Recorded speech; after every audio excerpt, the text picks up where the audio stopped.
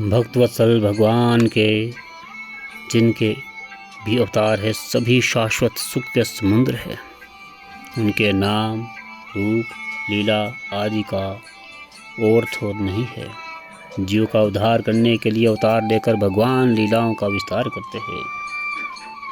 जिस भक्त का मन भगवान के जिस रूप में लग जाता है, उसी रूप में पग रम जाता है और उसी रूप में संबंधित प्रेम भाव जग जाता है। भगवान के सभी रूप अत्यंत सुख के सागर है, अतः प्रेम भाव की तरंगों का आर पार भला कौन पा सकता है। सभी अवतार नित्य है और ध्यान करते ही हृदय को प्रेमानंद से प्रकाशित कर देते हैं। तब वह भक्त ऐसा सुखी हो जाता है जैसे दरिद्र धन पा गया हो। पर इस प्रकार का दुर्लभ अनुभव तभी होता है जब वह गंभीर रहस्य को समझे। जिस प्रकार केशों की कुटिलता दूषण ना होकर भूषण है, उसी प्रकार मीन वराह आदि भगवान के अवतार भी भक्तों को सुख देने वाले हैं। सभी अवतार नित्य एवं पूर्ण है। 24 अवतारों में आज मैं आपको भगवान विष्णु के कुछ अवतारों के बारे में कहूँगा, जिसमें हमारे पास पहले मत्स्य अवतार है। ब्रह्मा नामक जो है निमित्त प्रलय के समय ब्रह्मा जी प्रलय प्योधि में सोए हुए थे। उस समय उनके मुख से श्रुतियाँ निकली, जिन्हें हयग्रीव नामक दैत्य चुरा कर पाताल चला गया। उस प्रलय काल में समस्त औषधियों के बीजों, प्राणियों के सूक्ष्म शरीरों और सप्तऋषियों की रक्षा के लिए भगवान ने एक विशाल मत्स्य का रूप धारण किया और चक्रवर्ती सम्राट राजऋषि सत्यव्रत से कहा कि वह इन सब को लेकर एक विशाल नौका पर आरूढ़ हो जाए। राजा सत्यव्रत ने ऐसा ही किया और भगवान मत्स्य ने उस नौका का पूरे प्रलय काल तक संचालन करते हुए राजा सत्यव्रत और सप्तऋषियों को ब्रह्म तत्व का उपदेश दिया तथा सृष्टि के मूल तत्वों की रक्षा की। तत्पश्चात उन्होंने प्रलयांत में हयग्रीव दैत्य का जो है वध कर श्रुतियों को लाकर पुनः ब्रह्मा जी को सौंप दिया। भगवान का मत्स्य रूप धारण ही मत्स्य अवतार कहलाता है। वराह अवतार। श्वेत वराह कल्प की बात है। परम पराक्रमी तृतीय पुत्र हिरण्याक्ष पृथ्वी को लेकर रसताल में चला गया। इससे चिंतित होकर पितामह ब्रह्मा जी ने भगवान श्री हरि का मन ही मन स्मरण किया।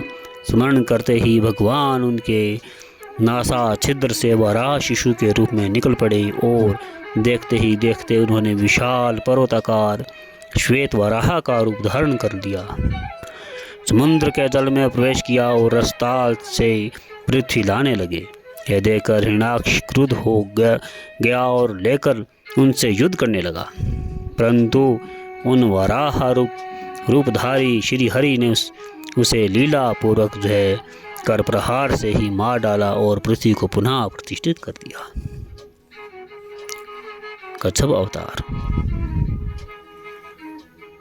संपूर्ण सृष्टि प्रजापति कश्यप की संतान है। देवता और दैत्य भी उन्हीं के पुत्र है, परंतु तमोगुणी स्वभाव और बलपूर्वक जो है स्वर्ग प्राप्ति की आकांक्षा के कारण दैत्य प्राय देवताओं पर आक्रमण करते रहते हैं।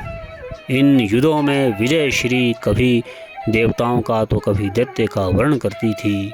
बलि के दैत्याधिपति बनने पर जो है मंदोपरी दैत्य ने स्वर्ग पर जो है अधिकार कर लिया। पराजित निरुपाय देवता पितामह की शरण में गए। पितामह ने वेदवाणी द्वारा भगवान श्री हरि की स्तुति की और उनसे देवताओं के कष्ट का निवारण करने की प्रार्थना की। श्री हरि ने देवताओं को सलाह दी कि तुम लोग अपने बंधुत्व का स्मरण कराकर जो है दैत्य से संधि कर लो और अमृत का प्रलोभन देकर उनसे साथ समुद्र मंथन करो। इससे तुम्हें जो है अमृत की प्राप्ति होगी, जिसे पीकर तुम अमर हो जाओगे। श्री हरि की योजना के अनुसार देवताओं ने दैत्य से संधि कर ली।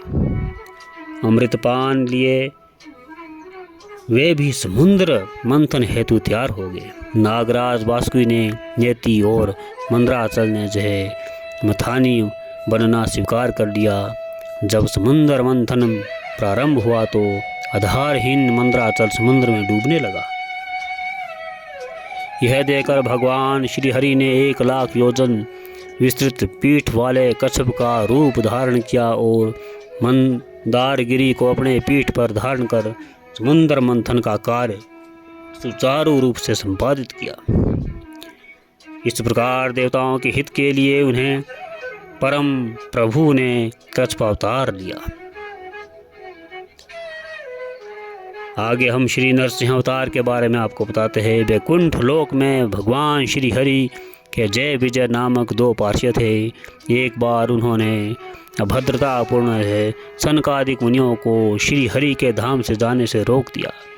इससे क्रोध होकर मुनियों ने उन्हें 3 जन्म तक दैत्य योनि में जन्म लेने का श्राप दे दिया। इसी कारण से जय विजय प्रथम जन्म में जो है द्वितीय पुत्र हिरण्याक्ष और हिरण्याकशिपु के रूप में जो उत्पन्न हुए, परंतु हुए परम कल्याण में प्रभु तो सदा अपने जनों का हित ही चाहते हैं, अतः उन्होंने वाराह अवतार लेकर हिरण्याक्ष का वध कर उनका उद्धार कर दिया। अपने भाई की मृत्यु से अत्यंत क्रोधित हुए हिरण्याकशिपु भगवान श्री हरि से बदला लेने के लिए कठोर तप करने लगे। इससे तब से प्रसन्न होकर ब्रह्मा जी प्रकट हुए और वर मांगने को कहा। हिरण्याकशिपु ने कहा, है प्रभु, यदि आप मुझ पर प्रसन्न है तो अपने बनाए हुए सभी प्राणियों से मुझे अवध कर दीजिए। साथ ही मेरी मृत्यु ना घर के अंदर हो, ना बाहर हो, ना पृथ्वी पर हो, ना आकाश में हो, ना जल में हो, ना थल में हो, ना रात्रि में हो, ना दिन में हो, ना अस्त्र से हो, ना शस्त्र से हो। वर देने के लिए वचनबद्ध ब्रह्मा जी ने तथास्तु कह दिया। फिर क्या था, हिरण्याकशिपु ने अत्याचारों से त्रिलोक के कंपित हो उठी। हिरण्याकशिपु का पुत्र जय प्रहलाद अत्यंत सात्विक और श्री हरि का परम भक्त था। जब हिरण्याकशिपु को यह बात ज्ञात हुई तो वह क्रोध से पागल हो उठा और प्रहलाद को मार डालने के लिए उन्होंने सभी प्रकार के प्रयास किए, परंतु भागवत भक्त रूपी कवच से सुरक्षित प्रहलाद का वह बाल भी बांका ना कर सका। अंत में उसने सभा भवन के एक अग्नितप्त लोहे के स्तंभ में प्रहलाद को बांध दिया और तलवार से उसका वध करने को उदित हो चल बोला, बता तेरा हरि कहाँ है, देखता हूँ तुझे मरने से कौन बचाता है। प्रहलाद ने विनम्र भाव से कहा, पिताजी, वे श्री हरि तो सर्वत्र है, वे तो मुझ में भी है, आप में भी है, इस खड्ग में भी है और इस खंभे में भी है।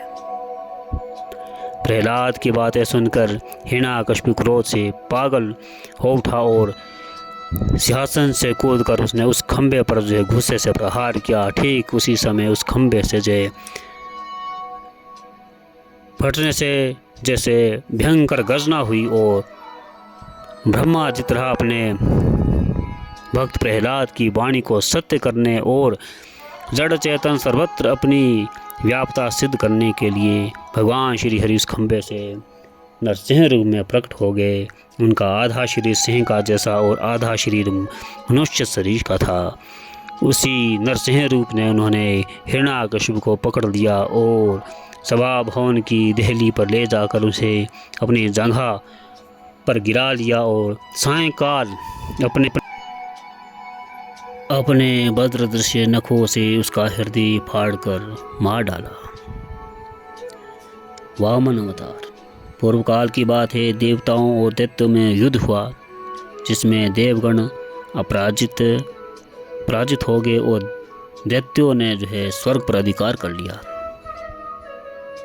पुत्रों की इस दुर्दशा को देखकर देव माता आदित्य बहुत दुखी हुई और उन्होंने अपने पति महर्षि कश्यप से परामर्श करके भगवान विष्णु की आराधना प्रारंभ की। महर्षि कश्यप भी भगवान विष्णु के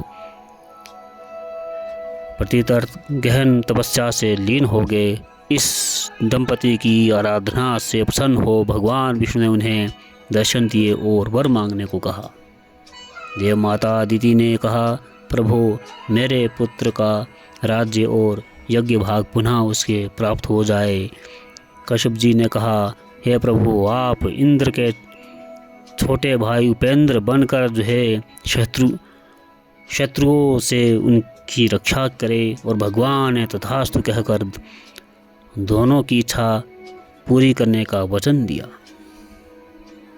कुछ समय बाद भाद्रपद मास के शुक्ल पक्ष की द्वादशी तिथि को अभिजीत मुहूर्त में जब भगवान का कश्यप आदित्य के यहाँ मंगल में चतुर्भुज रूप में प्रकट हुए, तदंतर भगवान बलि का उद्धार करने के लिए वामन ब्रह्मचारी का रूप धारण कर बलि के यज्ञ मंडप में पहुँचे। राजा बलि ने महारानी विंध्यावली के साथ जो भगवान वामन का पूजन किया।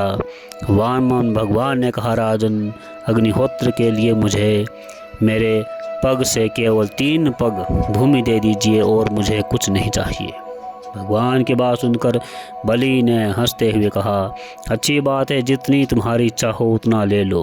यह कहकर वे जैसे ही संकल्प करने चले वैसे ही दैत्य गुरु शुक्राचार्य ने रोक दिया कि यह स्वयं भगवान श्री हरि है और 3 पग से वे तो सारा ब्रह्मांड नाप लेंगे और तुम्हें राजश्री से हीन कर देंगे। इस पर बलि ने कहा, जिनके लिए यज्ञादि आदि किए जाते हैं वे भगवान विष्णु ही यदि स्वयं दान लेने उपस्थित है तो मैं अवश्य दूंगा। शुक्राचार्य ने बलि को श्राप दे दिया कि मेरी आज्ञा का उल्लंघन करने के कारण तुम श्रीहीन हो जाओगे। इस पर भी सत्य प्रतिज्ञा बलि ने जो संकल्प कर जो 3 पग भूमि वामन भगवान को दान दे दी। फिर तो वही हुआ जो शुक्राचार्य ने कहा था। वामन भगवान ने अपने एक पग से संपूर्ण पृथ्वी और दूसरे पग से जो है ऊपर के सभी लोक नाप लिए। तीसरे पग के लिए जो बलि ने अपना सिर झुका लिया। भगवान ने अपना चरण कमल उनके सिर पर रखकर उन्हें सूतर लोक का स्वामी बना दिया। स्वर्ग का राज्य और यज्ञ भाग उन्होंने पुनः देवताओं को जो है प्रदान किया। अगला अवतार भगवान परशुराम जी का है। भगवान परशुराम महर्षि जगदम्नि और परम सती श्री रेणुका जी के पुत्र तथा महर्षि ऋचिक के पुत्र थे। जिस समय परशुराम जी का अवतार हुआ उस समय पृथ्वी पर तामसिक पृथ्वी वाले राजाओं का बाहुल्य था।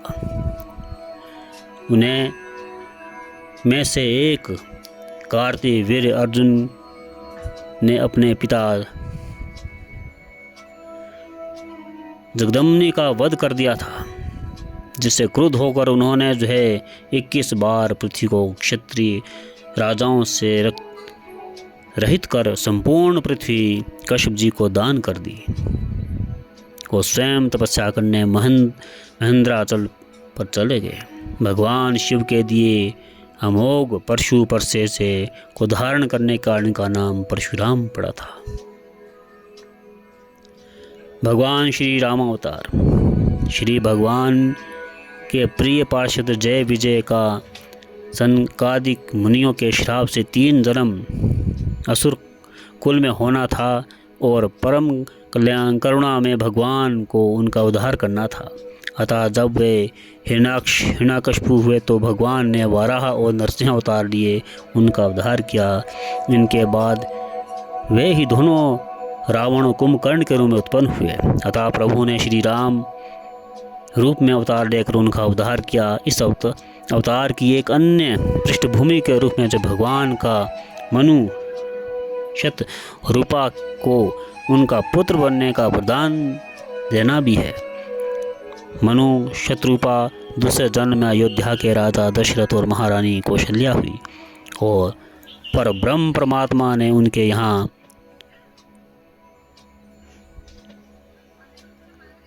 4 रूपों में पुत्रों में राम, लक्ष्मण, भरत और शत्रुघ्न के रूप में अवतार दिया। परब्रह्म परमात्मा की लीला शक्ति की महाराजा जनक के यहाँ उनकी पुत्री सीता के रूप में अवतरित हुई और श्री राम की अर्धांगिनी बनी। श्री कृष्ण अवतार। परब्रह्म परमात्मा ने वासुदेव देव की जो पूर्व जन्म में कश्यप और अदिति थे के यहाँ लीला पुरुषोत्तम श्री कृष्ण रूप में अवतार लिया। भगवान श्री कृष्ण के अवतार के समय वासुदेव देव की कंस के कारागृह में बंदी थे, अतः उनका बचपन जो नंद यशोदा के यहाँ गोकुल और वृंदावन में बीता, जहाँ उन्होंने माखन चोरी, वंशी वादन, महारास और गोचारण आदि अनेक माधुर्य लीलाएं करके जो है ब्रजजनों को जो आनंदित किया। साथ ही उन्होंने अपनी ऐश्वर्य लीला का प्रदर्शन करते हुए उस समय के कंस, शिशुपाल, शाल्य, दंत वस्त्र और पौंड्रक अनेक तामसिक प्रवृत्ति के राजाओं का उन्होंने सहयोग एवं सेनाओं से जो संहार किया तथा जरासंध, दुर्योधन, भगदत्त जैसे अनेक असुरी प्रवृत्ति वाले राजाओं का अपने भक्त पांडवों द्वारा संहार कराकर जो पृथ्वी का भार उतारा और अर्जुन को गीता ज्ञान का उपदेश भी दिया। ये भगवान 24 अवतार, भगवान विष्णु के जो 24 अवतार मैं आपको जो है थोड़ा सा संक्षिप्त रूप में जो बता रहा हूँ। अभी तक मैंने आपको 8 अवतारों के बारे में थोड़ी जानकारी दी है। विस्तृत जानकारी तो भगवान विष्णु के 24 अवतारों की बहुत लंबी कथा है। मैंने अभी तक आपको मत्स्य अवतार, वराह अवतार, कच्छप अवतार, श्री नरसिंह अवतार, वामन अवतार, परशुराम अवतार, श्री राम अवतार, श्री कृष्ण अवतार, इनके 8 अवतार जो है इस कड़ी में आपको मैंने अभी बताया है। आप मेरे साथ इसी तरह से बने रहे। इस वीडियो के दूसरे भाग में मैं आपको जो है भगवान विष्णु के जो है बाकी अवतारों के बारे में जानकारी दूंगा। आप इसी तरह से इस वीडियो को दूसरे भाग को भी अवश्य देखें। ओम नमो नारायण।